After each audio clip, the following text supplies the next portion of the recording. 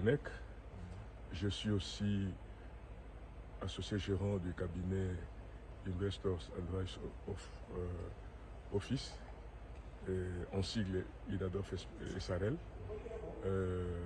un cabinet d'audit, d'expertise comptable et fiscale. Alors, quelles peuvent être vos explications par rapport à ces congrès, et puis quel peut être l'apport de ces congrès pour la République démocratique du Congo, et puis surtout que c'est pour la première fois que ces assises se tiennent ici en RDC? À mon avis, c'est un congrès historique, comme toi-même tu l'as dit, parce que c'est la première fois qu'on puisse organiser une manifestation de ce genre dans notre pays, et surtout que notre ordre est trop jeune. Il venait à peine de naître en 2016, si j'ai encore bonne mémoire. Et ce congrès nous a enrichis parce que nous avons été en contact avec ceux qui étaient dans la profession avant nous et ils nous ont montré leurs expériences. Cela nous a édifiés et surtout que l'expert comptable joue un rôle très important dans la gouvernance. Et généralement, s'il y a des gens qui sont parmi les témoins de ceux qui commettent des actes illicites, c'est pour la plupart des cas des avocats et aussi les experts comptables.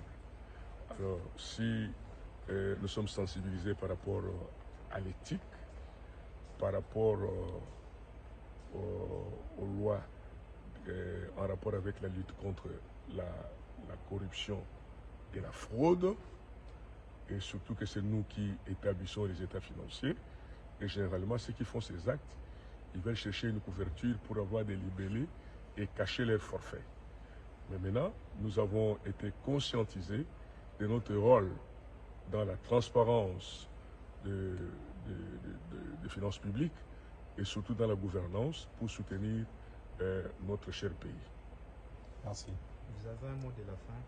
Bon, si j'ai un mot de la fin, c'est que nous devons remercier premièrement les chefs de l'État, parce que c'est lui qui a donné tous les moyens et même la logistique pour que, disons, les cadres plutôt, pour que nous puissions recevoir nos hôtes. Et ils sont flattés par la beauté de l'édifice et aussi par l'organisation. Nous remercions aussi le gouvernement à travers son Excellence Madame le Premier ministre, et elle était bien représentée dans ces assises, et même le ministère des Finances est bien représenté. Et nous avons vu l'intérêt que la superstructure a accordé à ce congrès. Et tout ce que je peux dire, que ce soit pas le dernier congrès, et que les années à venir, qu'on puisse encore organiser d'autres, et ainsi de suite, nous aurons toute une culture pour bien former et surtout conscientiser